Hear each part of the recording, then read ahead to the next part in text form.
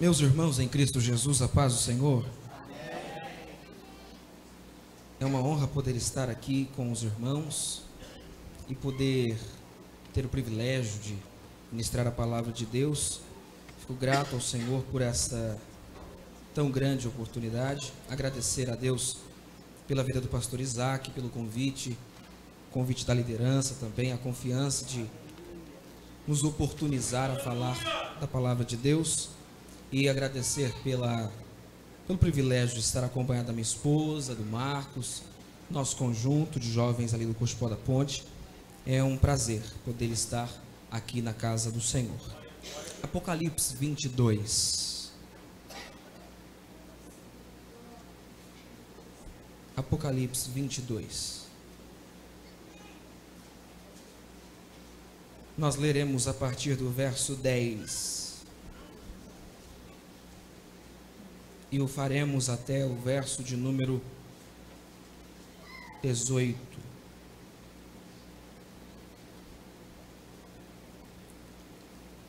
Apocalipse capítulo 22. Todos encontraram? Verso 10. E disse-me: não seles as palavras da profecia deste livro, porque próximo está o tempo. Quem é injusto, faça injustiça ainda. E quem está sujo, suje-se ainda. E quem é justo, faça justiça ainda. E quem é santo, seja santificado ainda. E eis que cedo venho, e o meu galardão está comigo para dar a cada um segundo a sua obra. Eu sou o Alfa e o Ômega, o princípio e o fim, o primeiro e o derradeiro. Bem-aventurados aqueles que lavam as suas vestiduras no sangue do Cordeiro, para que tenham direito à árvore da vida e possam entrar na cidade pelas portas. Ficarão de fora os cães, e os feiticeiros, e os que se prostituem, e os homicidas, e os idólatras, e qualquer que ama e comete a mentira. Eu, Jesus, envio o meu anjo para vos testificar essas coisas nas igrejas. Eu sou a raiz e a geração, a resplandecente estrela da manhã. E o Espírito e a esposa dizem: vem. E quem ouve, diga: vem. E quem tem sede, e quem quiser, tome de graça da água da vida. Porque eu testifico a todo aquele que ouvir as palavras da profecia deste livro, que, se alguém lhes acrescentar alguma coisa, Deus fará vir sobre ele as pragas que estão escritas neste livro. Verso 19, terminamos. E se alguém tirar quaisquer palavras do livro desta profecia, Deus tirará a sua parte da árvore da vida e da cidade santa, que estão escritas neste livro. Amém. Meus irmãos, o tema que foi escolhido para esta festividade está inserido no texto de Apocalipse 22 e verso 14. E eu tomei a liberdade de ampliar a perspectiva do texto, já que o capítulo 22, ele poderia ser dividido basicamente em duas partes. A primeira do verso 1 até o verso 5 e por prosseguinte do verso 6 até o verso 21. E esta última parte, a partir do verso 6, é a última grande instrução de Deus através da boca de um anjo ou da instrumentalidade de qualquer ser ou qualquer manifestação teofânica. Deus está o fazendo em sua última proclamação. É o último grande convite de Deus à terra, é a última grande proposta de Deus ao homem. Por isso é tão importante. E o verso 14 está inserido exatamente no bojo desta revelação. Por conta disso, eu prefiro ampliar e fazer a exposição dentro dessa perspectiva um pouco maior. Eu fiz a leitura um pouco mais resumida, mas faço questão de fazer a exposição a partir do verso 6 em diante. Esse texto é primordialmente muito importante, porque primeiramente está inserido em uma literatura não muito normal. A literatura apocalíptica, ela é diferenciada. Diferente das cartas paulinas, das cartas gerais, das cartas de Tiago e outros precedentes, essa literatura tem um intuito, ela tem um objetivo maior. E o objetivo da literatura apocalíptica é revelar o final dos tempos. Mas ele tem um propósito não apenas criacional, relacional, estrutural, para além das pessoas que estão ouvindo a mensagem. Mas o propósito de toda a revelação apocalíptica tem a ver com o modo com que as pessoas que estão ouvindo esta revelação encararão tal revelação. Por isso o texto de Apocalipse capítulo 22, ele é estratégico da parte divina, quando ele está demonstrando algumas das intenções do próprio Deus. E quais são essas intenções? Primeiro, o próprio Deus tem o pretexto, através da instrução bíblica, de revelar o seu grande propósito para a humanidade. O capítulo 22 é o capítulo em que a nova Jerusalém, o novo céu e a nova terra, haverão de vir e plainar sobre esta terra. Com tudo isto, nós temos então a grande perspectiva de que o estado eterno divino está para o homem como uma proposta de misericórdia. Mas para alcançar o estado eterno, o homem precisa ser salvo. Então, em outras palavras, a grande proposta de Apocalipse 22 é revelar a cruz de Cristo. E mais notabilidadamente, é interessante que o texto vai apontar para um outro grande propósito: fazer com que todo aquele que lê estas palavras tenham esperança.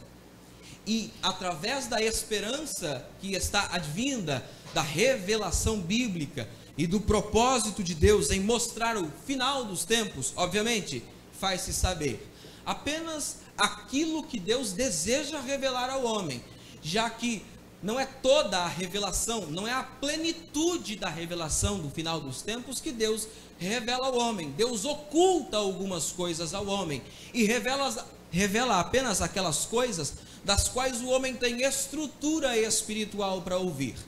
Ou seja, em outras palavras, o texto bíblico de Apocalipse, o texto todo completo de Apocalipse, é uma revelação cujos ouvidos humanos nunca, jamais poderia ouvir em sua total plenitude. Por isso nós ouvimos algumas destas coisas, apenas algumas. E notem, nós, a despeito de ouvirmos apenas algumas destas coisas, temos tamanha dificuldade em confiar que a revelação que Deus nos deu não é para a destruição, já que nós, salvos em Cristo Jesus pelo sangue do Calvário, estamos deleitosamente aguardando o dia em que a história se vai desenrolar e nós plenamente estaremos com Ele, seremos tal como Ele é.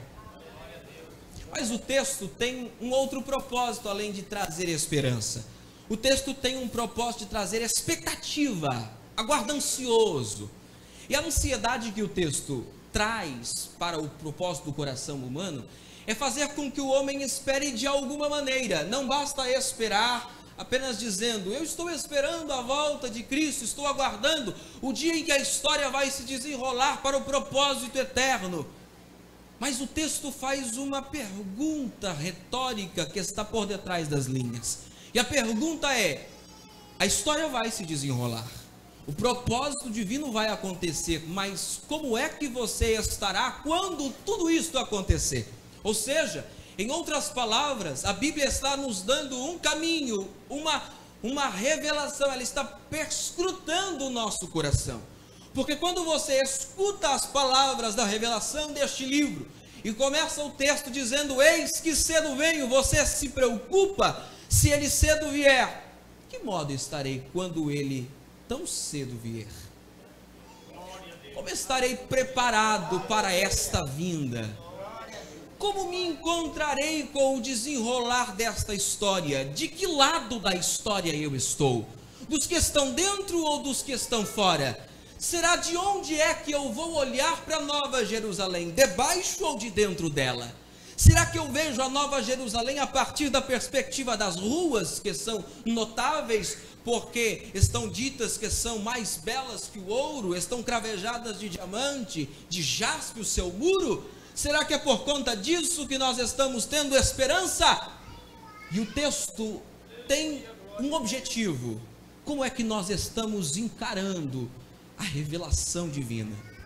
Mas diante disso, o texto mostra algo que é fantástico. O texto vai apontar que não é de qualquer maneira que nós aguardamos e temos expectativa da volta de Cristo. E não basta apenas estar em Cristo Jesus. O texto é ainda mais notável porque o próprio Deus, quando está falando bem-aventurado aqueles, o verso 14, o texto tema que vocês escolheram, bem-aventurados aqueles que lavam as suas vestiduras. A palavra lavar tem um interesse, o intuito de demonstrar que o processo primeiro, ele é contínuo, não se lava apenas hoje e amanhã se suja. O processo é de lavagem temporária, mas contínua. Você não basta lavar apenas agora, é ininterrupto.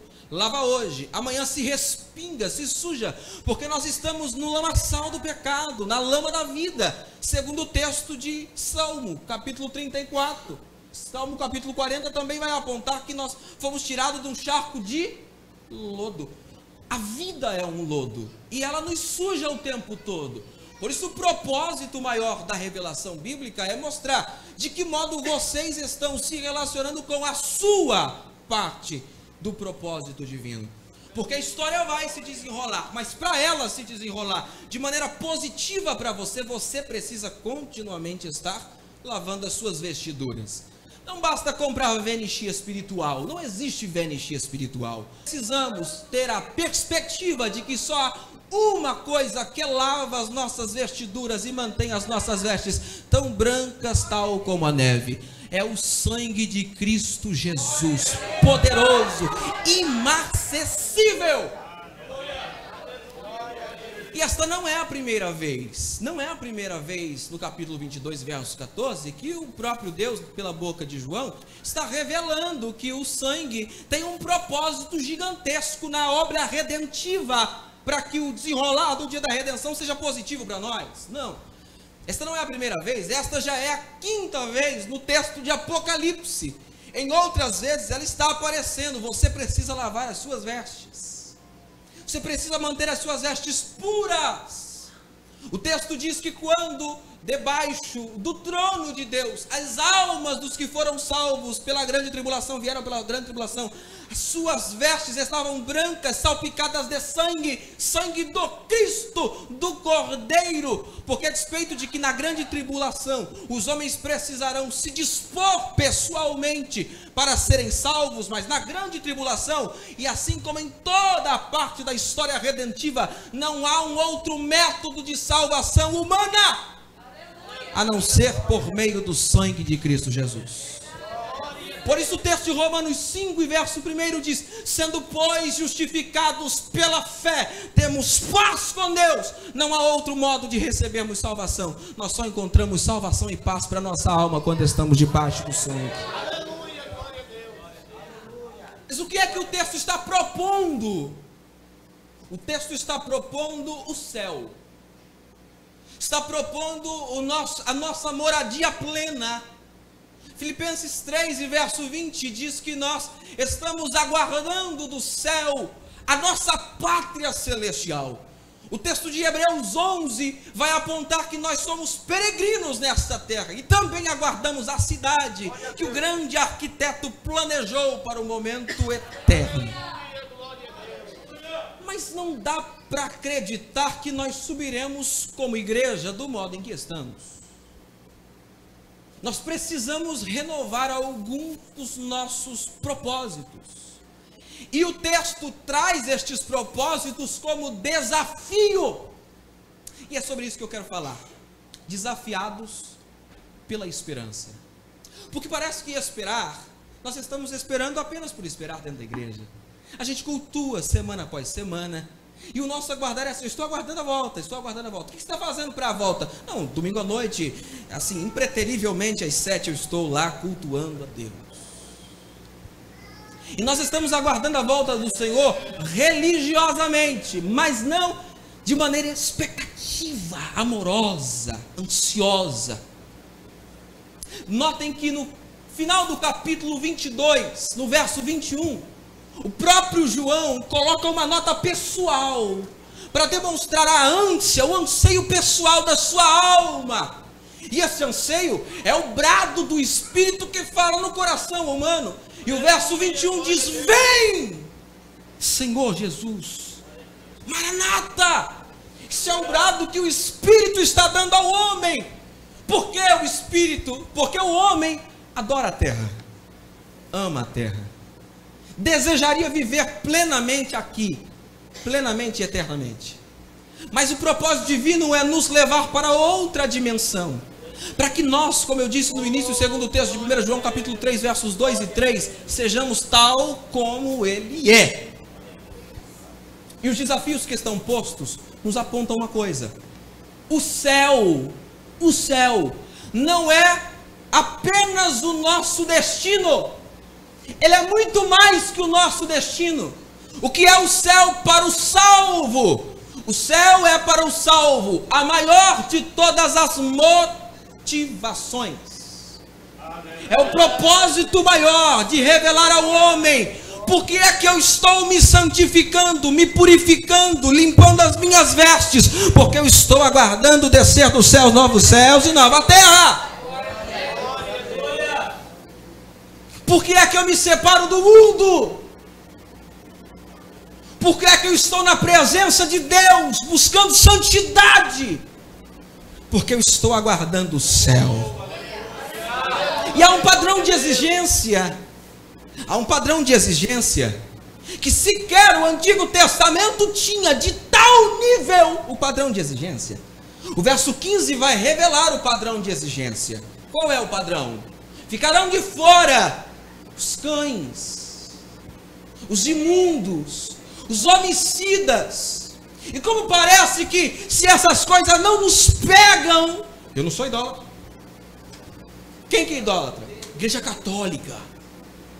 Mas veneramos pessoas uns aos outros. Somos idólatras. Idolatria na perspectiva de Isaías, na teologia de Isaías, é tudo aquilo que tira o propósito do coração humano, roubou da presença de Deus. É idolatria. Por quê? Porque estabelece um altar, tira o seu louvor e o seu culto e faz com que o seu vínculo seja só com Ele. Seu trabalho pode ser a sua idolatria. Sua esposa pode ser sua idolatria. Sua mãe pode ser sua idolatria. Notem que nem sempre idolatria está vinculada a coisas malignas, santo, adoração de santos e tal. Pelo contrário, na perspectiva divina, coisas boas no local errado, da maneira errada, também é idolatria. Cada uma destas coisas precisa do seu lugar. Nós amamos a família, mas nós deixamos pai e mãe para estarmos com Cristo Jesus. É a fala de Pedro, quando está conversando com Jesus e diz: mas Senhor, acaso nós não teremos nada, já que nós abandonamos pai, mãe, casa e tudo? Não, fica tranquilo, porque o propósito de ter abandonado isso tudo é ter aqui na terra, mas também ter muito mais no porvir. Isso significa que abandonar as coisas do mundo, deixar as coisas materiais para se entregar à vida com Deus, é sempre muito maior, muito mais excelente. Mas o texto vai apontar alguns desafios. E estes desafios são o meu propósito, falar com vocês. Primeiro desafio que a esperança traz. Se a esperança não trouxer um desafio para o coração humano, é uma das maneiras de nós julgarmos o nosso coração enquanto salvos. Como é que eu sei, Rony, que eu estou no propósito, no caminho, na revelação, que eu estou aguardando a volta corretamente?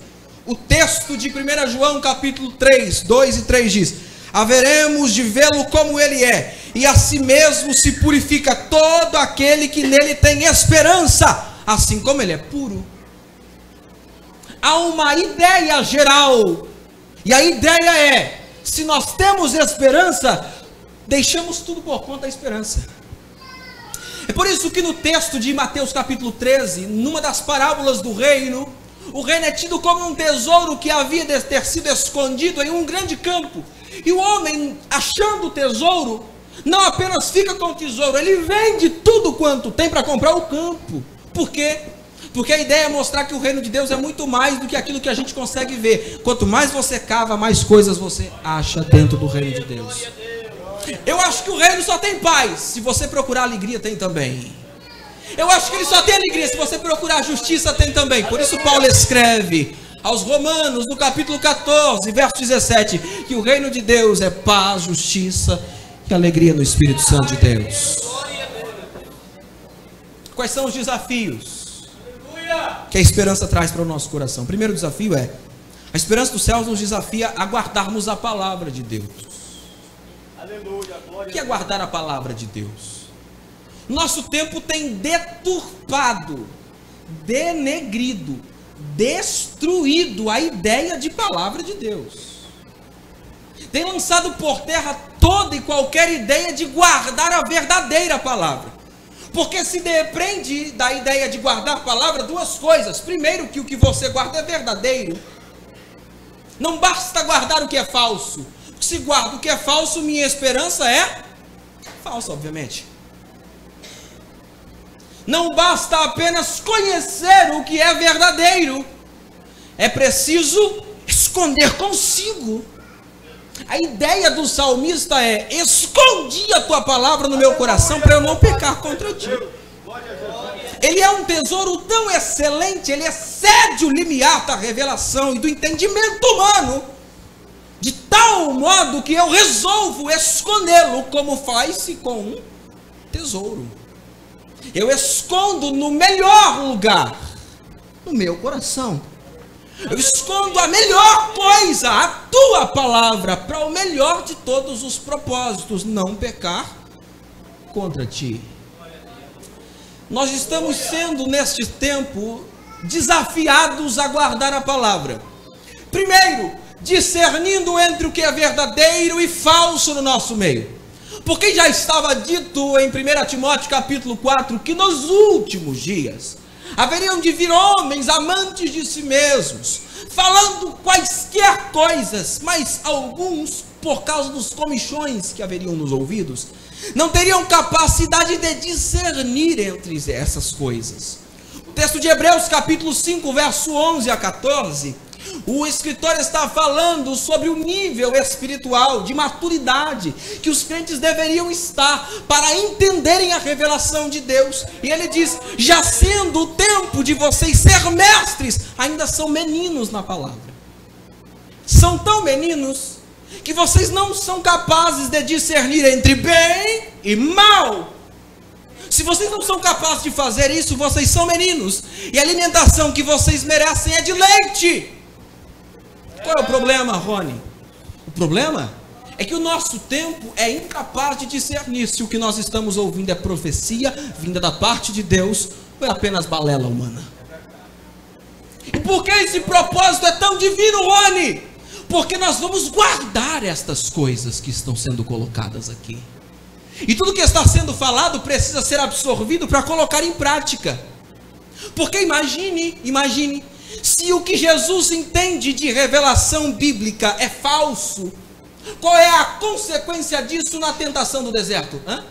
Sendo que na tentação, o instrumento infalível para destruir a tentação é exatamente a palavra. Imagine Jesus chegando e dizendo assim, Satanás dizendo: Senhor, então eu quero te dar aqui, estou te colocando no pináculo e quero te dar todo este reino. Ele diz: não, verdade, é verdade. A Universal do Reino de Deus falou que é todo este reino para mim mesmo. Eu quero, eu aceito.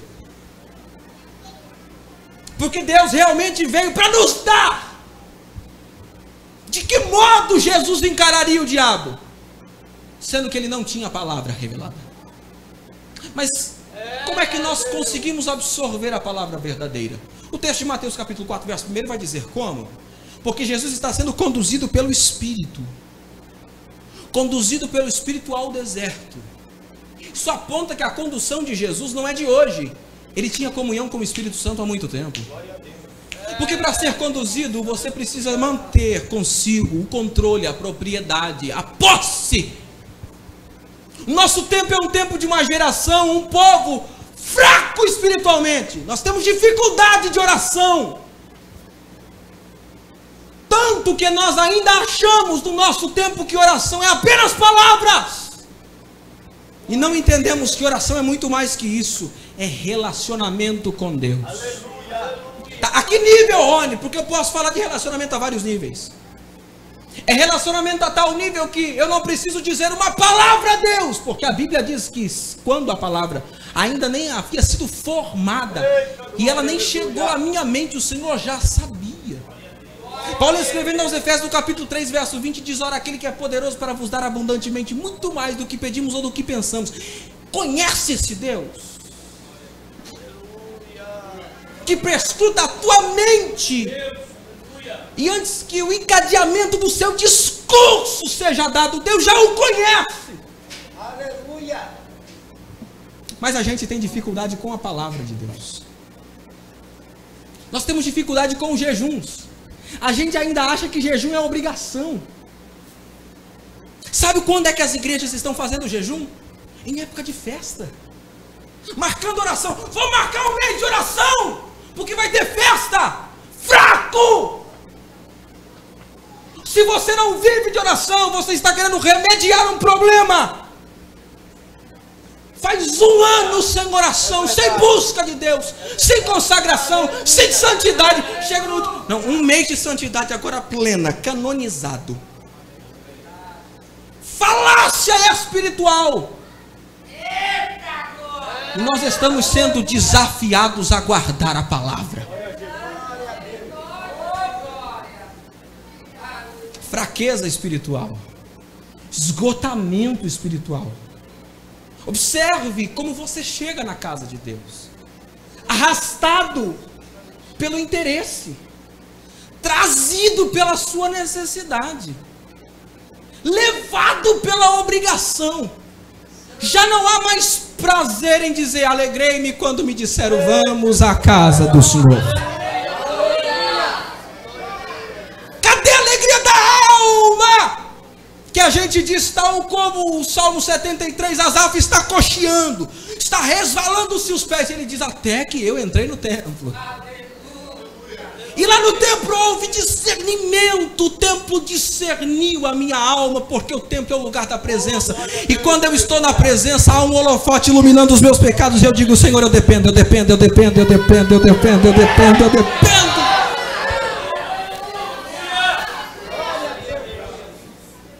Somos desafiados a guardar a palavra, a guardar a palavra. E o texto vai apontar como é que esse desafio acontece. Porque o texto vai dizer que a revelação de Apocalipse é uma revelação absoluta, plena. E ela é confiável. Confiar na palavra, segundo o que o texto está dizendo, você vai ver que a leitura vai encadeando-se. Quando chega no verso 14, ela diz: bem-aventurado. Porque uma das provas cabais de que a palavra está guardada na minha alma é o resultado que ela provoca. Isso está tirado de dentro do texto de Mateus capítulo 13. Quando do texto do semeador, e a Bíblia vai contando que o semeador saiu para semear. E ele lançando as sementes, a prova de que a terra era boa é que germinou. E nós estamos olhando por fora, o sujeito não dá fruto, não evangeliza, não ora a Deus, não é cheio do Espírito Santo, e a gente está dizendo: não, tá bom, ele é assim. A palavra não nos perscruta mais, não tira mais um raio-x da nossa alma, para dizer: se não tem fruto, está podre.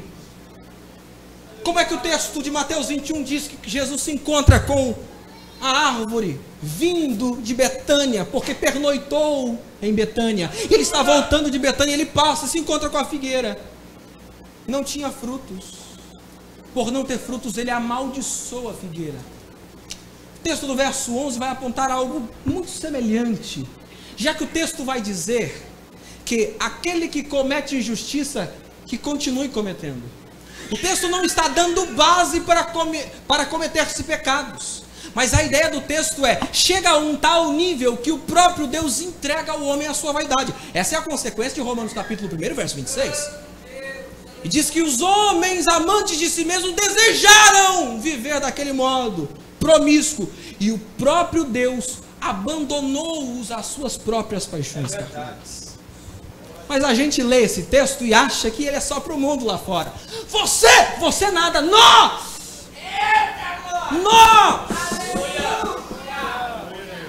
Para nossa casa. Faz um tempo já que eu parei de ler os textos do jeito que a gente vinha lendo. Textos que a gente lê para fora, eu comecei a ler para mim. Textos que eu lia para mim, eu comecei a ler para fora, para os irmãos lá de fora, para as outras comunidades. Sabe qual é a consequência? Você começa a se enxergar um pouco melhor. E a ideia do verso 11 é: note, injustiça comete injustiça, impuro comete impureza. Por quê? Sai do nível do comportamento e se transforma em nível de caráter. Sabe qual é o problema? O caráter está cristalizado no nosso meio. A gente diz assim: não, a gente vai evangelizar domingo à tarde. O negócio é evangelizar domingo à tarde. Vamos fazer evangelismo domingo à tarde. Porque a gente acha que evangelismo é um trabalho. Nós não entendemos que evangelismo é estilo de vida. Você não escolhe evangelizar domingo, você vive como evangelista. Você palmilha a terra como evangelista. Você está na escola, é a proposta de Deus, é o seu público. Porque a Bíblia diz no livro de Atos, a continuidade do Evangelho de Lucas, o texto diz que indo eles de aldeia em aldeia, de casa em casa, compartilhavam o Evangelho. Indo. Sabe o que eles estavam fazendo? Fugindo. Mas eles não perdem a oportunidade. Estou fugindo. Mas na fuga, tem tempo para evangelizar? Não, fica tranquilo. Eu até paro a fuga para falar de Jesus. Eu arrisco a minha vida para falar de Jesus. Por quê? Porque eu tenho a palavra de Deus guardado dentro da alma. Precisamos de mais palavra. Mas a verdadeira palavra. Uma igreja que quando se senta para ouvir a palavra, não fecha a Bíblia e põe no banco. De jeito nenhum, hipótese alguma. Hipótese alguma. Atos 17, verso 11. E eles conferiam nas Escrituras, para saber se o que o grande apóstolo Paulo, o hermeneuta maior do Evangelho, estava dizendo, se estava escrito ou não estava escrito. Porque se é Apolo não me interessa. O negócio é se está escrito. Glória a Deus. Não feche a Bíblia, deixe sempre aberta, porque ela é a palavra de Deus e ela é viva e eficaz e mais penetrante que qualquer espada de 2 gumes. Nós não estamos sabendo guardar a palavra e confiar absolutamente nela. Ela precisa produzir em nós alguma coisa. Segundo desafio que o texto vai apontar: a esperança do céu nos desafia a estarmos preparados para o julgamento. Porque parece que crente se esqueceu de que Deus também julga. A igreja acha que nós estamos o tempo todo abstidos da oportunidade de estarmos diante do advogado que se transformou em juiz. E é por isso que o texto vai apontar que ele, verso 12, ele julga retamente. Por isso ele vai dar o galardão que está com ele a cada um segundo sua obra. Não tem como enganar o Senhor, chegar no dia e dizer assim: Senhor, então, né? Eu estava querendo saber se o Senhor me dava umas 2 pedrinhas a mais na coroa. Porque tipo assim, eu sou um cara legal, né? Jesus vai dizer: e daí? Não tem essa de sou legal. O que tem é: cada um receberá segundo a sua obra. E notem que a obra não está no plural, não são obras. Porque se estivesse no plural, demonstraria a ideia de coisas que a gente faz. Não. Obra é a expressão da vida. É o que você faz no dia a dia. Porque a gente acha que coisas espirituais são coisas de culto e de igreja. Mas eu vou lhe fazer uma pergunta básica. Quando você escova os dentes, você escova para a glória de Deus? Quando você se olha no espelho, você se olha no espelho para a glória de Deus? Não, porque se não o faz, perdeu a oportunidade de glorificá-lo nestas coisas. Já que o texto de 1 Coríntios capítulo 10, verso 31 diz que quer comais, quer bebais, quer façais quaisquer outras coisas, ele não disse coisas espirituais, mas quaisquer outras coisas, façais tudo para a glória de Deus. Quem se preocupa com a glória de Deus está dizendo: Senhor, eu quero me preparar para o dia da tua volta, para o dia do julgamento, para que o Senhor faça um julgamento retributivo, correto, reto, padronizado.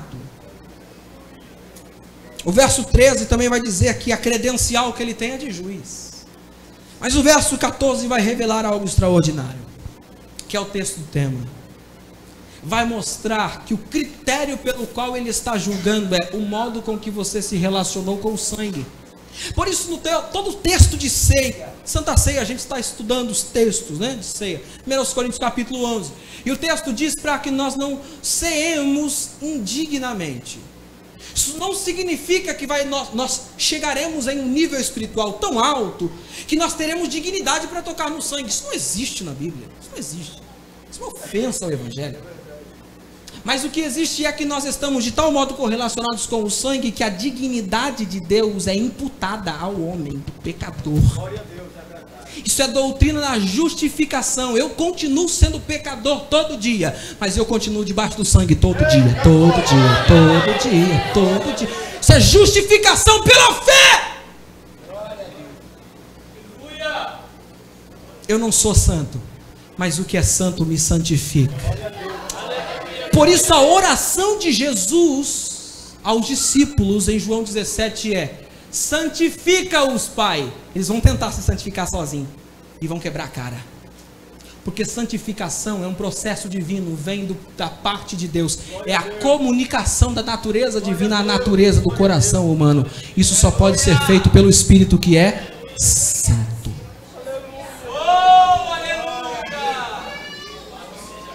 O texto vai apontar ainda que ficarão de fora aqueles que não estiverem lavados pelo sangue. Essa ideia é interessante, porque o texto está apontando que se o sangue está colocado em nossa vida, estas outras coisas não existem. Não, contei uma mentirinha. Crente não conta mentirinha, porque não há essa de contar mentirinha. Ah não, eu não sou mentiroso, eu só contei uma mentirinha. Você não conta mentirinha e se transforma em mentiroso. Você é mentiroso e depois contou mentirinha. Porque a ideia da Bíblia é sempre que o caráter vem antes do comportamento. Não tem essa que o sujeito se comporta para ser. Ele é e por isso se comporta. Você é salvo e por isso se comporta como salvo. Onde estão os nossos erros?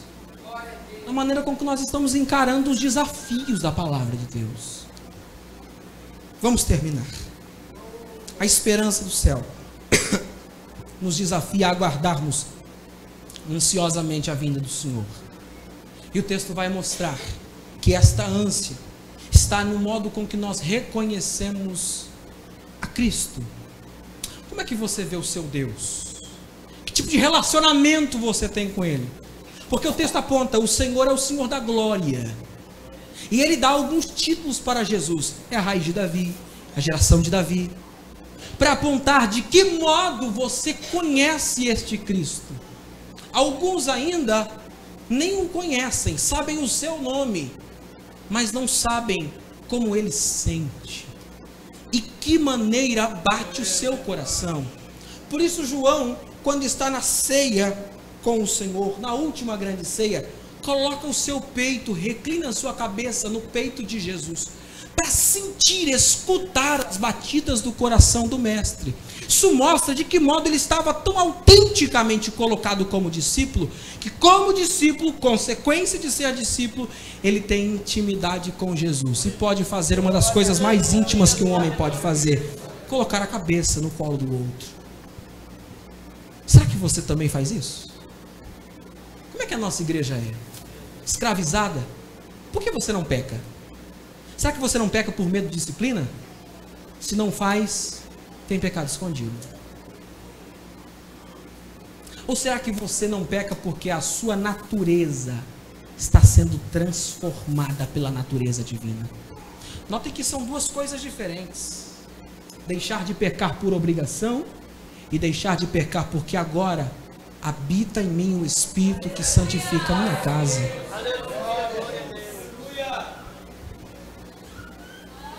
Como é que nós estamos aguardando a volta de Jesus? O verso de número 17 diz: e o Espírito e a esposa dizem: vem. E o que ouve, diga: vem. E o que tem sede, venha. E quem quiser, tome de graça da água da vida. A expressão maior da igreja é aguardar ansiosamente o céu. E a prova disso, a prova cabal de que isso precisa acontecer, está no texto de Hebreus 11, quando está falando sobre a fé. As várias perspectivas que o texto dá, e dentro delas a mais importante é do momento da crise de fé. Como é que em crise de fé você se comporta? Porque nós temos muita fé para obter coisas. Notem que essa é uma fé mecanizada, é uma fé moeda, né? Uma fé que troca fé por coisa, fé por coisa. Mas a Bíblia aponta diferente, já que a Bíblia aponta que a fé, a prova cabal de que ela está em nós e nós estamos vivendo nela, é quando no verso 13 diz: e todos morreram na fé, sem terem alcançado a promessa. Consegue morrer como Abraão? Ouviu o que ia ser. Abraão diz: ouviu, vai ter uma multidão. Viu um e morreu confiando. O verso 39 diz a mesma coisa: todos morreram na fé, sem terem alcançado. Mas o verso 13 diz que, vendo-as de longe, abraçando-as. Será que a sua fé em Cristo é assim? Você abraça com ela e diz: não, eu não posso abandonar, eu não posso abandonar, eu não posso abandonar. E isso te provoca santificação, purificação, intimidade com Deus, vida de oração, vida de consagração, vida de louvor. Você se transforma num sacrifício vivo, santo e agradável a Deus. Você vai deixar de vir ao culto, você vai ser o culto. Você vai deixar de vir para a igreja para receber, você vai sempre vir para trazer, para se oferecer em sacrifício no altar de Deus, porque a sua vida muda, a sua visão muda. Isso depende do modo com que você encara os desafios do céu. Se coloque de pé em nome de Jesus. Aleluia.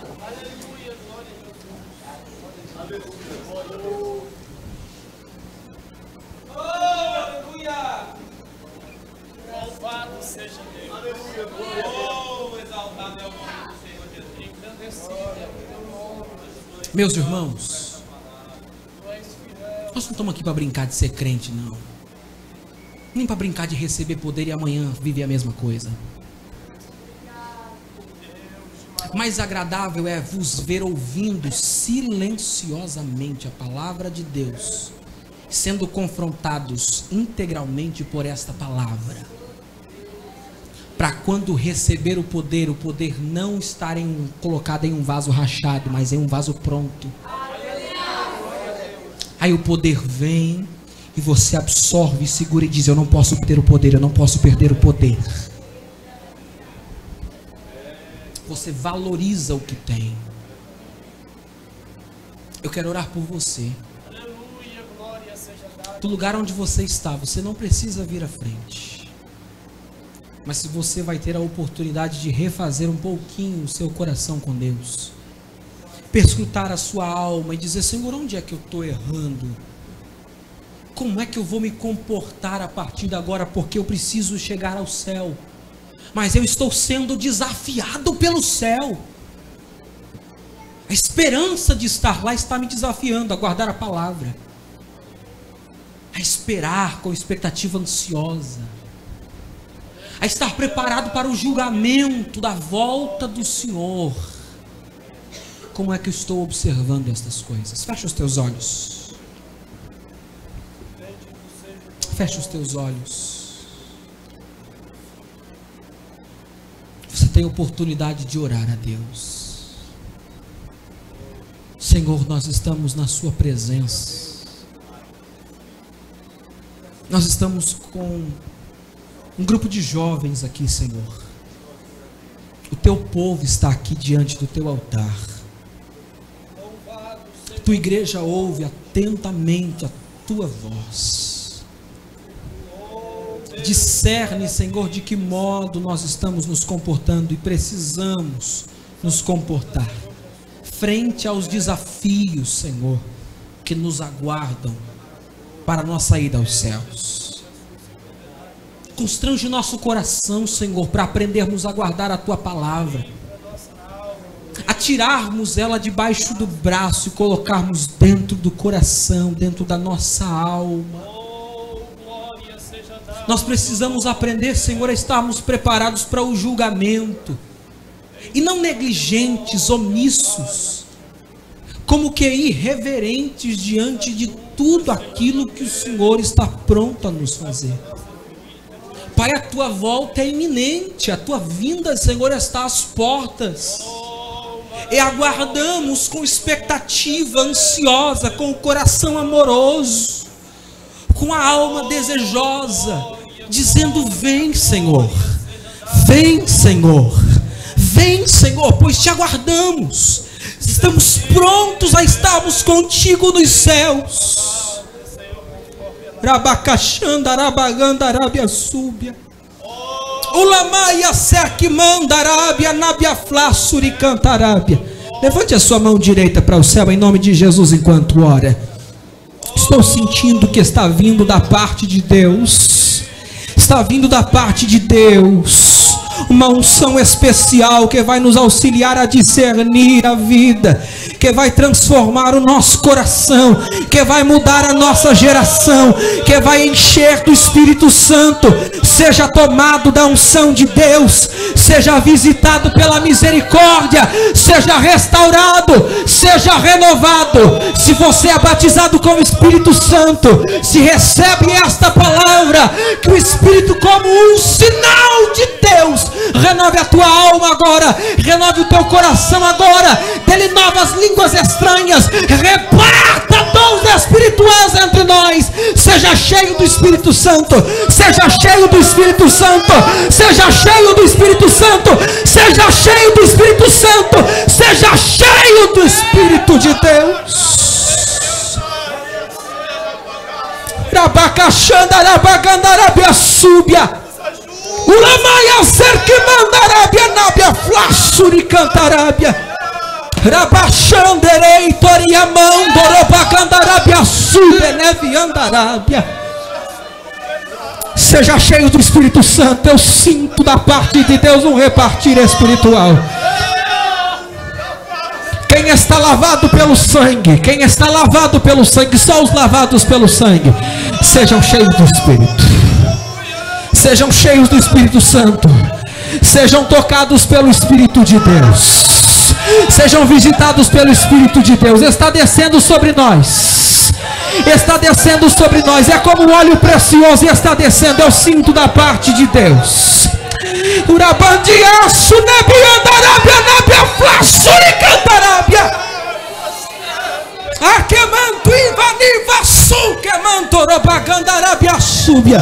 Seja tocado pelo Espírito de Deus, seja fortalecido pelo Espírito de Deus, seja conduzido pelo Espírito Santo, seja transformado, tem o teu caráter transformado, tem o teu comportamento transformado, tem a tua alma invadida pelo Espírito de Deus.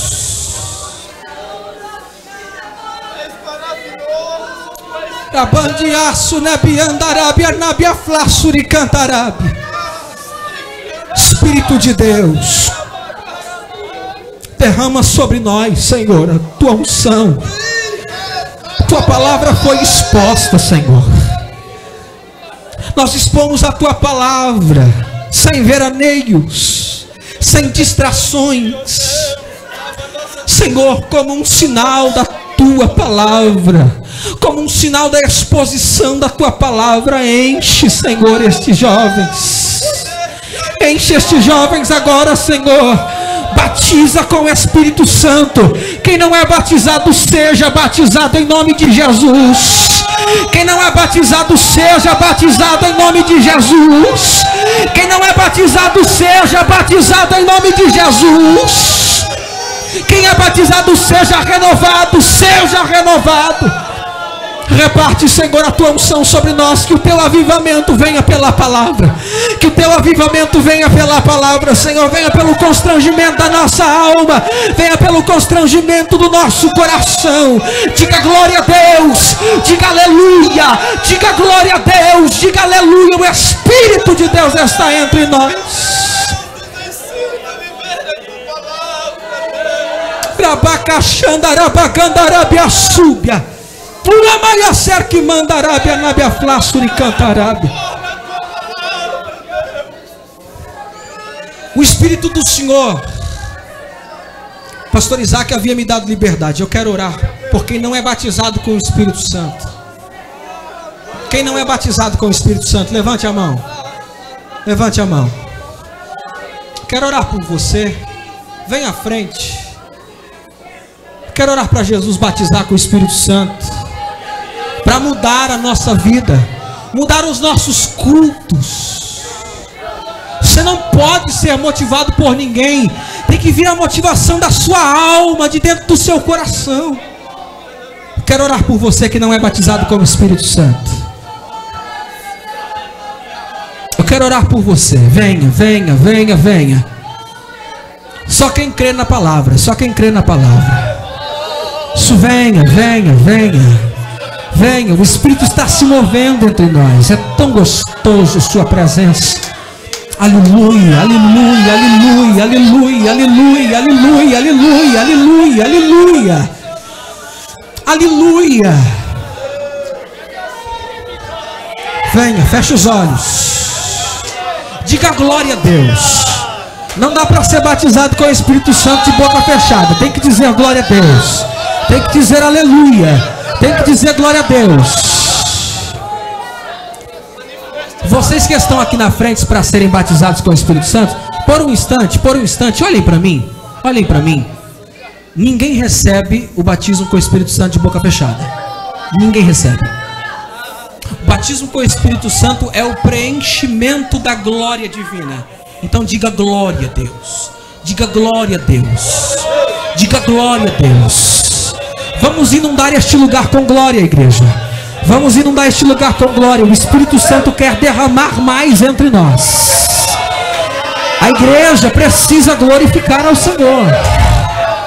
Senhor Deus, Senhor Deus, Senhor Deus, nós oramos, Senhor, por estas vidas. Pedimos a Ti, Senhor, por estas vidas, para que o Senhor batize com o Espírito Santo.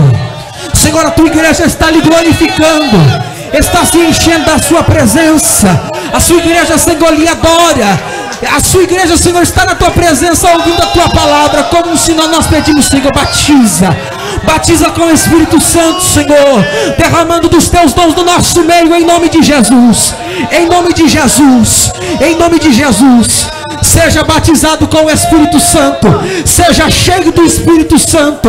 Os obreiros que puderem, estiverem cheios do Espírito Santo, desçam para orar em nome de Jesus. Seja cheio do Espírito Santo. Seja batizada com o Espírito Santo. Seja cheia da presença de Deus. Seja cheia da presença de Deus.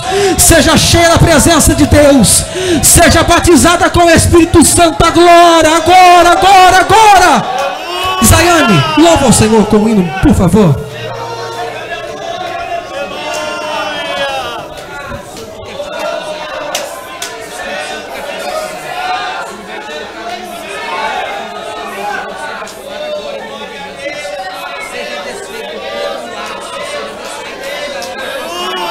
Receba a presença de Deus.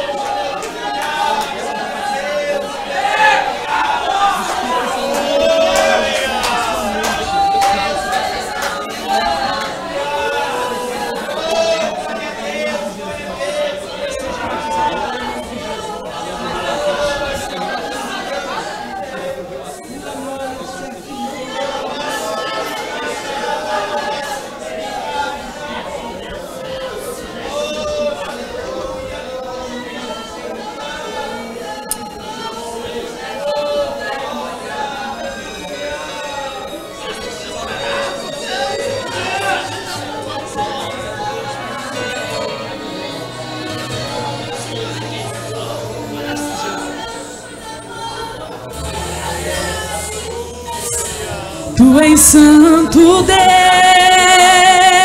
Deus, engrandeço e exalto ao teu nome. Deus, tu és santo. Deus, tu és santo. Engrandeço e exalto ao teu nome. Olho ao redor e vejo tudo que criaste aqui.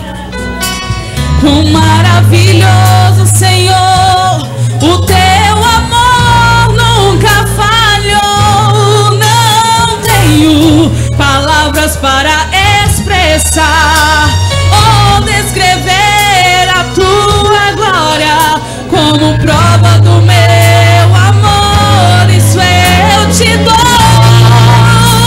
Levanto as mãos e digo: Deus, tu és santo. Diga que ele é santo agora. Levante as suas mãos para os céus em nome de Jesus. Diga que ele é santo em nome de Jesus. Exalto ao teu Seja batizado pelo Espírito Santo. Seja renovado. Deus, tu és santo. Deus, tu és santo. Engrandeço e exalto ao teu nome. Não tenho palavras para expressar o quanto eu dependo de ti. Bênçãos tão lindas que tu destes-me.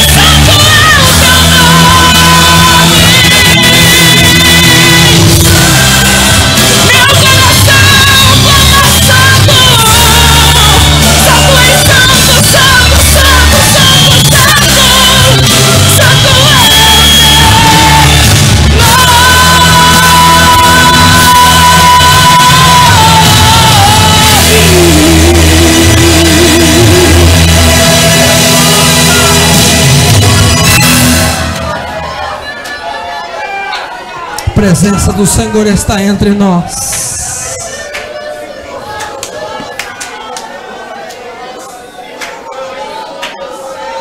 Senhor nosso Deus, te louvamos, Deus, pela tua presença. Te agradecemos, porque o Senhor está entre nós. E a tua presença nos renova, nos restaura, nos fortalece. Te glorificamos, Deus, e te agradecemos em nome de Jesus por tudo que o Senhor fez entre nós.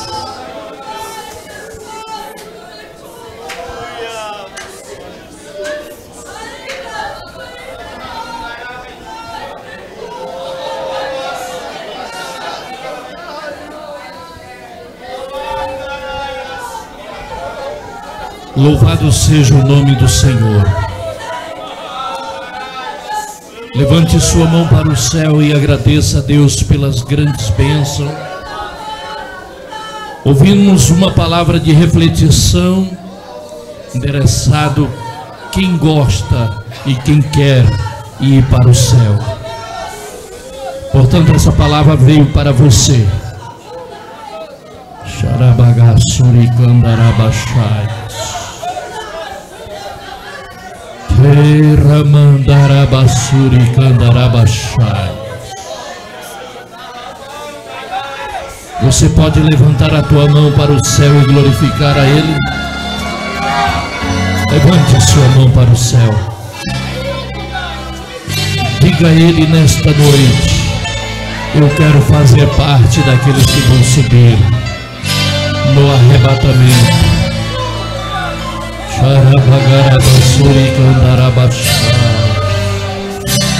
Oh Espírito Santo, além do rio azul, as ruas são de ouro e de cristais.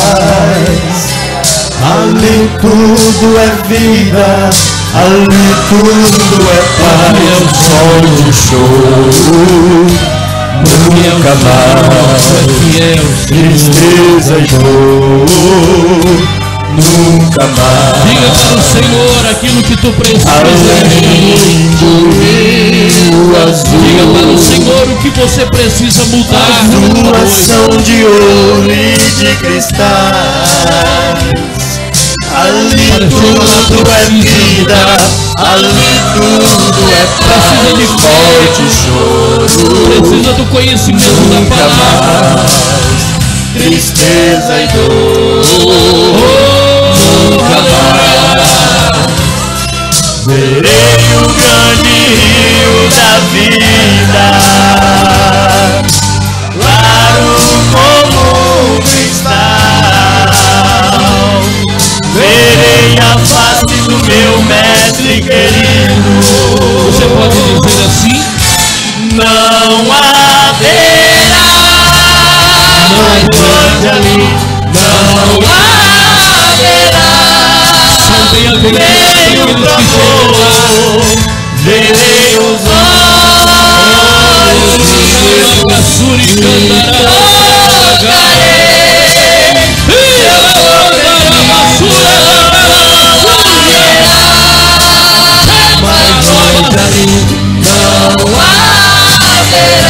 Não haverá nem o clamor. Verei os olhos de Jesus e tocarei seu corpo em mim. As nações andarão a sua luz. estamos diante da tua presença. E as portas jamais glorificamos ao Senhor por essa palavra qual tem falado. A cidade é de ouro. Quero te agradecer pela vida, Senhor, do irmão Rony, da sua esposa, de todos os conjuntos que vieram para te adorar, para bendizer o teu nome. Agora leva-nos em paz para nossos lares, Senhor. E continue conosco, nos dando esta grande vitória. É o que nós te pedimos, em nome de Jesus. Em nome de Jesus. Nunca mais. melancolia, a morte, a tristeza, a dor vão se acabar. Lá só alegria para todos nós. E aí nós podemos ter a vitória.